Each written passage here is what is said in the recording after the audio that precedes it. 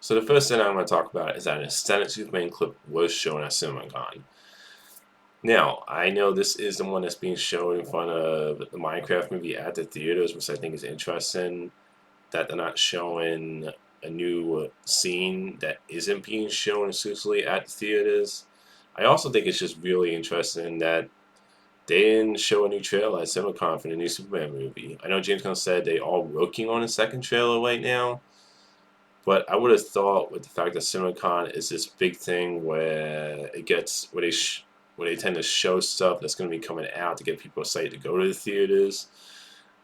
I would have thought for sure with Superman being one of the biggest movies of the year that they would have dropped a new trailer at the CinemaCon. Like even if it's not shown online, I thought they would have like showed something like some type of trailer at CinemaCon, but they just showed a clip, and I just think that's interesting that then they decided not to show a new trailer. Now, when it comes to the actual sneak peek, I thought this was great. And I know the sneak peek penalty is getting a lot of views, which I'm glad to see that.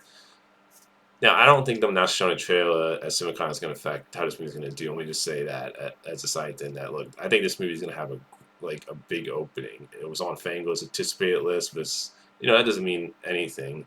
And you also had the fact that that first trailer got tons of views. I think a lot of people are hyped up to see the start of the new DC universe. Now, when it comes to actual sneak peek, like I said, I thought this was great, and there's a lot that I love about this sneak peek. And basically, this is an extended, like a full scene that we saw a glimpse of in the first trailer. Where in the trailer you see Superman that started the trailer bleeding in an arc. He's on the ground looking all beat up, and he whistles. They're called Crypto. This is that whole. We see that whole scene. I don't know where this scene is going to take place in the movie, but when it comes to the actual scene, I think it's fantastic because there's a lot. Like I said, there's a lot that's all about the scene. So the first part of the scene, when you see Crypto arise to beat up Superman, I love this part because as a dog lover,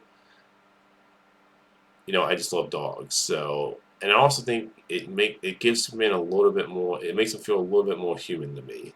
The fact that you have this dog that when he gets there, he's like jumping on him and he's all excited. He wants to play, and he doesn't realize at first that Superman's in pain. So as soon as they tell him to stop, and then when he gives him he licks his face, and he realizes that he's in pain. He's telling him like take me home, was he's telling him to take him to the fortress. I just thought that whole moment was cute. And you look at James Gunn with animal characters. I mean, he made me feel invested in a talking raccoon, and it made me love that character. So I loved Crypto in this scene. I thought he was just really cute and fun. And like I said, I'm a big dog person, so you know I definitely connected to that. And the second part of this scene that I really love is that when Crypto takes him to the fortress, and I love how the fortress looks. Let me just say that I think the fortress looks fantastic. It looks different from previous versions, but at the same time, I think it just looks great. Like I really love the look of it. Crypto takes him into the fortress, and you see all these robots come up, and one of them is voiced by Aeon Token, which has been confirmed. You see him pick up Superman, and he says thank you to the one robot. And the things I love about this scene is that I love the fact he thanks the robot. There's a shot in the first trailer where you see Superman holding one of the robots that looks like it's dead and like it's been, it's like broken apart. And you see Superman like how to hit him in the quick shot in the trailer. And I love the fact he thanks the robot because it just shows how like his kindness. And I know that's one of the things James Gunn said this is a movie about somebody who has this who has this great amount of kindness towards anything. And I love the fact that he shows kindness towards a robot. Again, it shows his humanity. It shows that it makes him to me more human. And just the fact you see that kindness, that how he's just nice to even to a robot.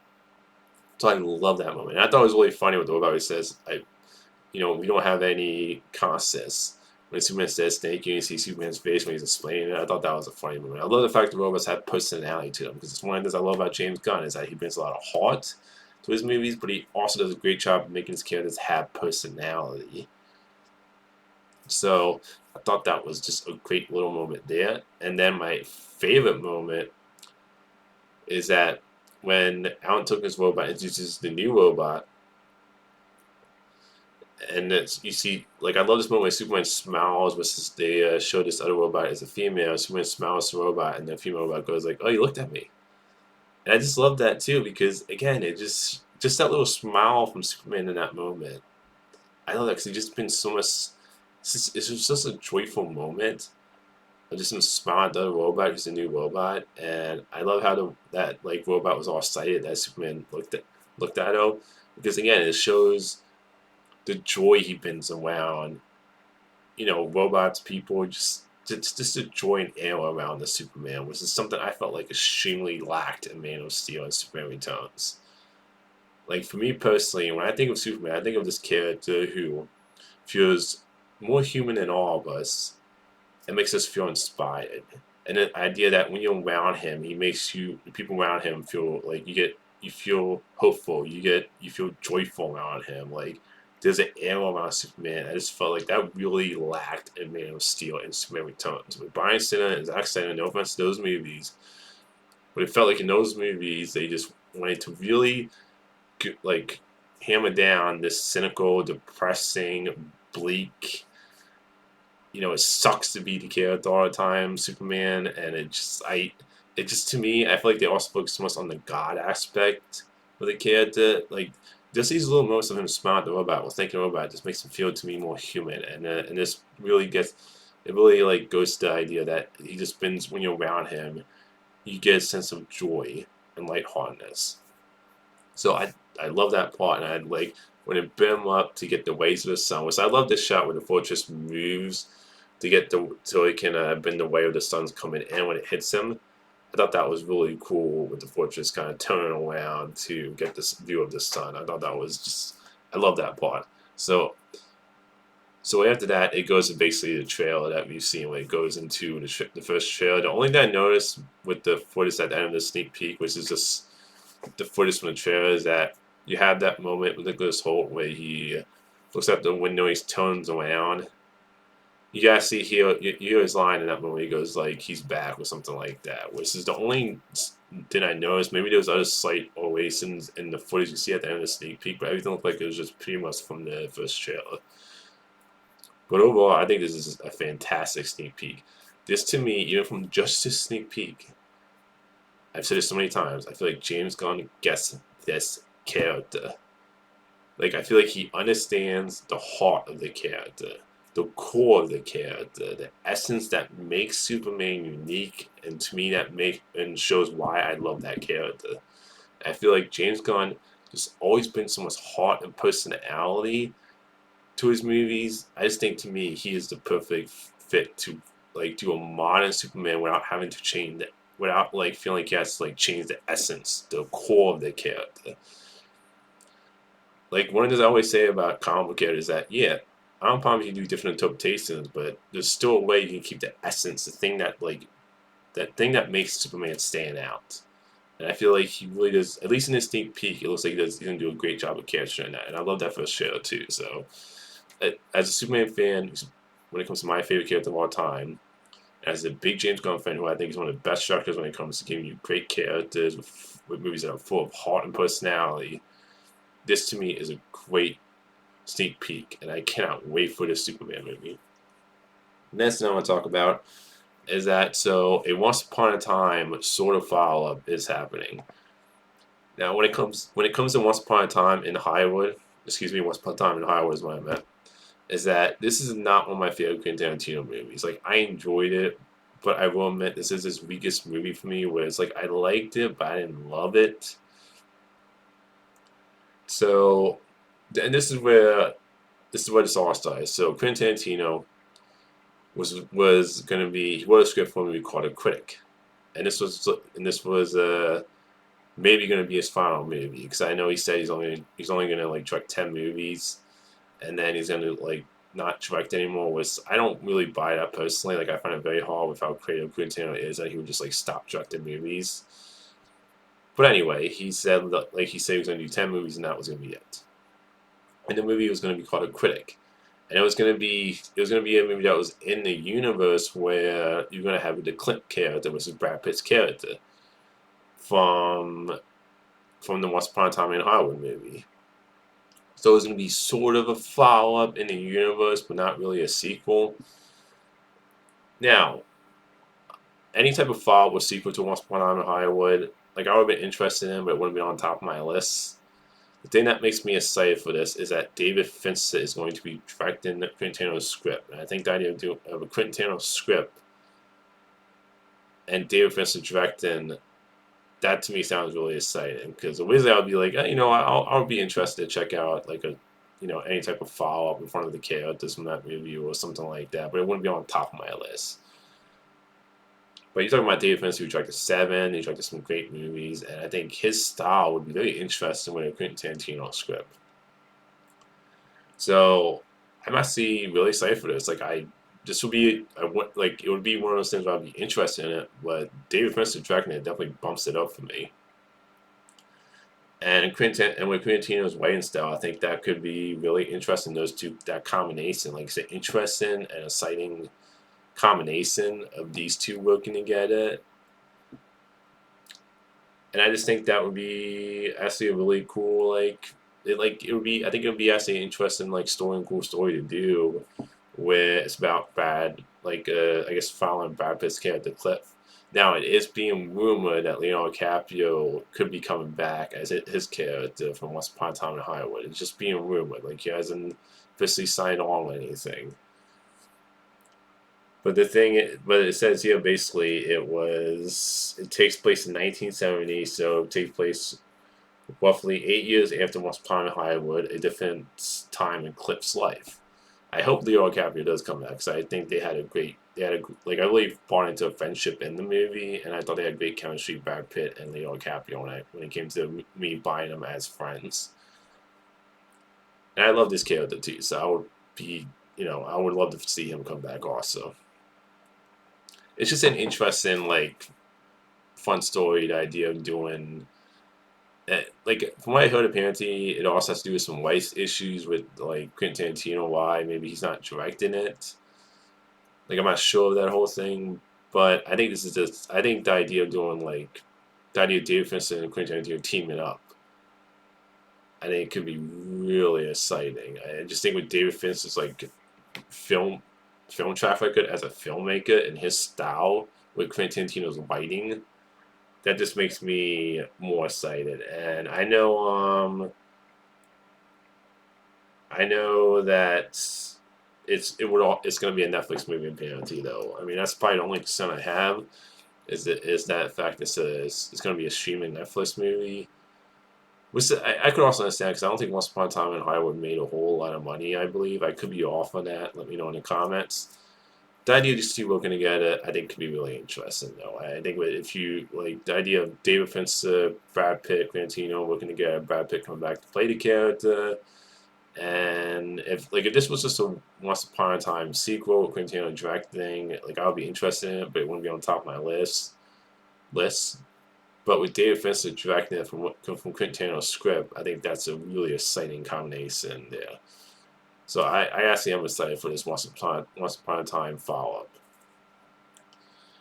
The next thing I want to talk about is Elle Fanning she was announced that she is going to be playing the main human character in Predator Badlands. At CinemaCon, she came on stage from what I heard, and they did release the official logo for the Predator Badlands movie, and there was an image release that you can find online of. It looks like the Predator. It's like a young Predator. And there's a synopsis release for it where it sounds like her character and the Predator are going to team up and fight some ultimate adversary, some ultimate creature. I think the image looked really cool, and I think she's a great actress. And look, the idea of doing a Predator movie with the Prey director again, I love that idea because I love Prey. I know at some point it sounds like Prey, maybe we'll get Prey 2 in the future, which I hope.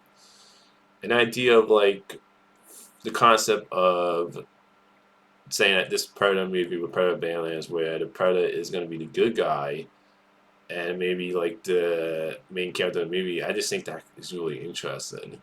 The idea of focusing on a young Predator and teaming up with a human, which we've only seen that happen once in a Predator movie so far, which is Alien vs. Predator first one, where you had the girl team up with the Predator. Then the idea though of seeing a Predator as a good guy though, I think could be really interesting. I know originally with the Shane Black movie, for that movie got reshot.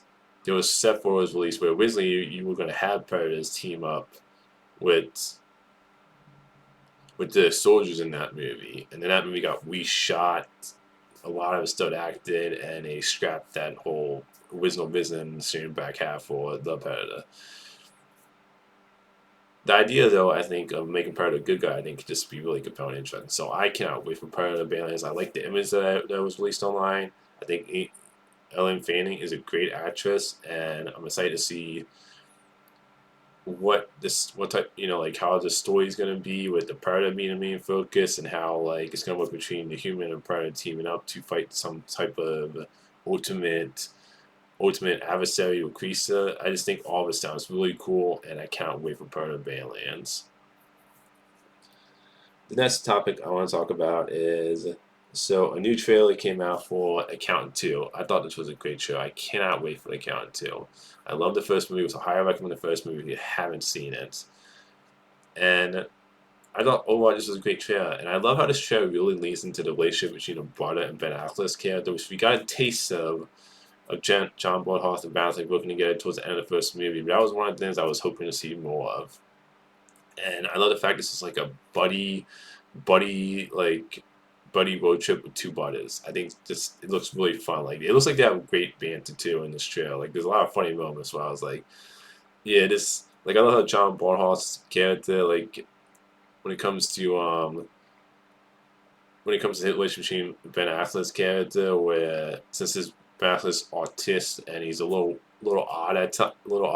I love how like maybe that gets on like John Bonhoff's character's like nerves, and they kind of like maybe is a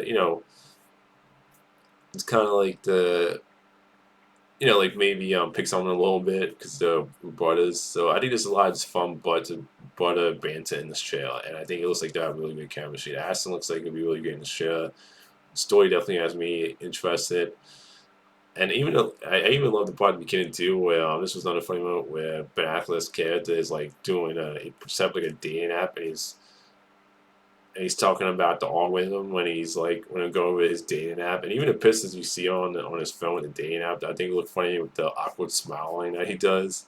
So I think this movie just looks fantastic. Like from what I heard, it was shown at the South by West Festival. This movie, it sounds like it got a lot of positive reviews. Now take that what it is, because sometimes these festivals, you hear a lot of movies get like a lot of positive reviews at festivals, and then they don't, sometimes they don't live up to when I actually see the movie. But everything trailer wise, I think this looks great. The Account too, and I can't wait for this movie. The next thing I want to talk about is so a new Megan trailer came out, Megan 2.0. This is the first trailer, excuse me. The first trailer came out from Megan 2.0. And I think this looks just really fun and entertaining. Like I think this looks great. This trailer. I love the first Megan movie.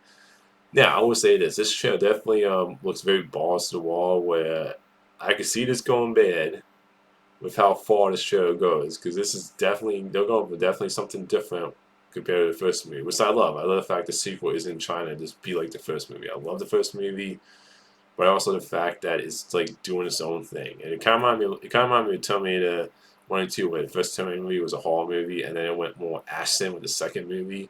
And I kind of feel like with this movie is doing a similar thing, where the first Megan movie was like a horror movie about grief and how that affects you, and an aunt being somebody who's not prepared to be a parent.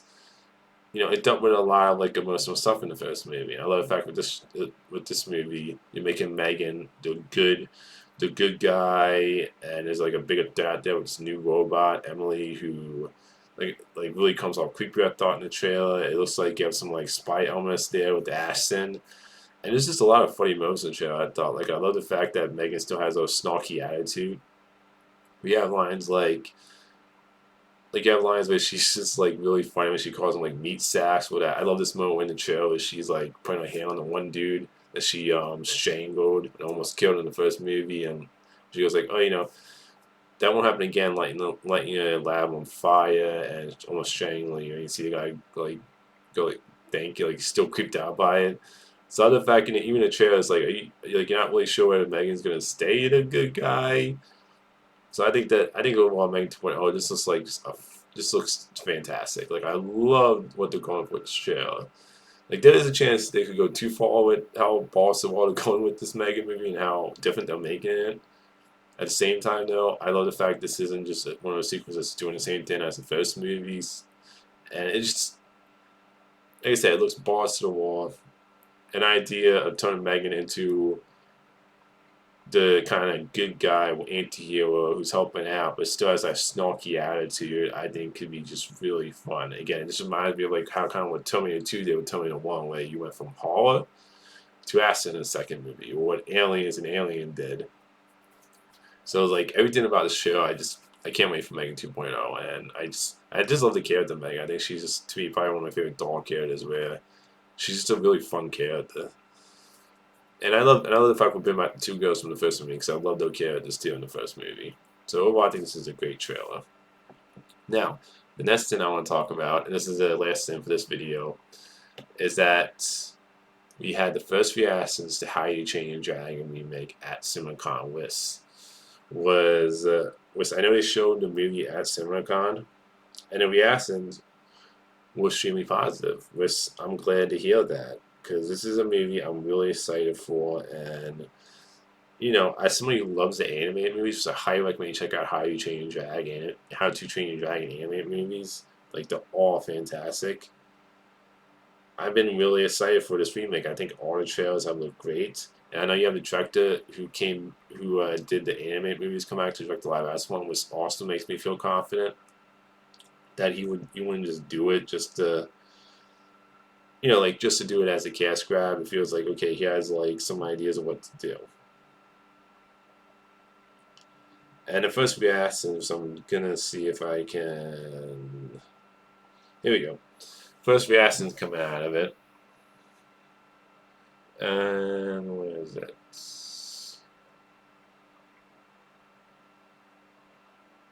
Here we go. So this is the first reaction. So the live action How to Train Your Dragon captures the magic and wisdom almost everywhere. All everyone wants to there, all the heart and excitement too. Director recreates the magic of the wisdom of the loss of acid human heart. How to Train Your Dragon was everything I wanted. Estimated totally obsessed with the wisdom. Once you start in, you're back in.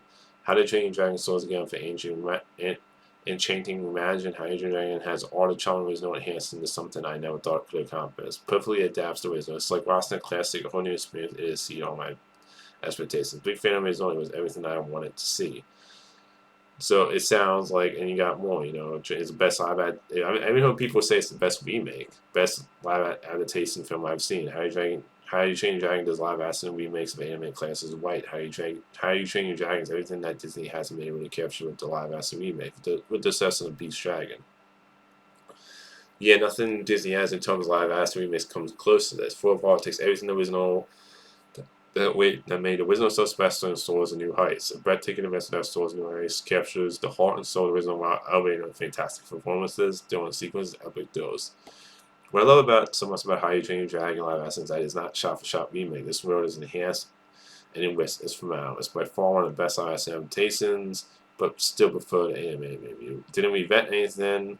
So not everything was perfect. Like you got one who still preferred the animated movie. You got one who said didn't reinvent anything. Yet unlike say Lion King, I do like this. Unlike say Lion King 2019, it stars hard and I still cried.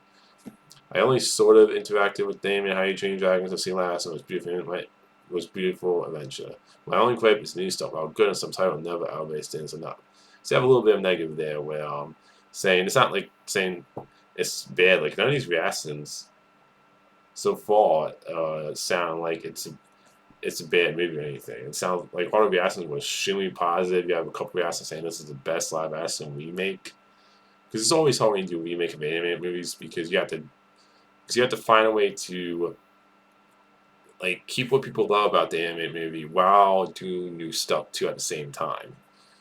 How You Train Your Dragon is gorgeous, reimagined, and breathtaking visuals. How You Train Your Dragon is spectacularly stunning. The dragons look fantastic, and that first flight is synergy until this works so well.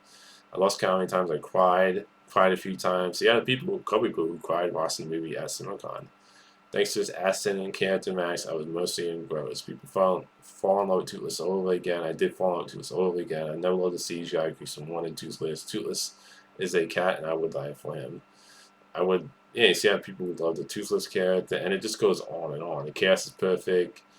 Casting is perfect. Wonderful performance all around. Hiccup is definitely a perfect. And it sounds like all the casting is great when it comes to everybody who played the characters. This is a strong film. Really checking out on the best screen possible. See it on the biggest screen and must watch in IMAX. How to Train Your Dragon is a must see on big screen and reminds of why audiences love going to the movies. So all the reactions were extremely positive. This How You Train Your Dragon remake. People calling it one of the best of all time remakes, saying it does a great job of capturing everything you love about the original while adding new stuff. And it sounds like the cast do a great job. I mean, all we need to visually it looks great because I think Toothless looks fantastic in the trailers. So I'm glad to hear this. Now, this is also coming out of CinemaCon, and sometimes when you hear early reactions from movies from like conventions and festivals, that doesn't necessarily mean that the movie's gonna end up being great for me. So we'll see with this. Like I'm glad to hear that there's a lot of that this is getting great first reactions and the trailers that look great. I trust the fact you have the director of the animated movies who's directing this too. And it sounds like it sounds like this is gonna be one of those remakes that does a great job of capturing what you love about the animated movies, adding new stuff, but doing enough new stuff to make it feel different too. And it sounds like it's not going to be like you had the one reaction there saying it's not like The Lion King 2019 where it was a shot for shot remake where it just had no heart and soul. It sounds like with this remake they still capture emotion, and it sounds like you still get invested in the characters and story in this. So I'm glad to hear such positive reactions to How You Train Your Dragon remake. Like I cannot wait for this movie. And hopefully it ends up being as great as his reactions are having a sound, because this is definitely one of my most anticipated movies of the year, personally. So that's all the movie topics. Until next time, movie fans.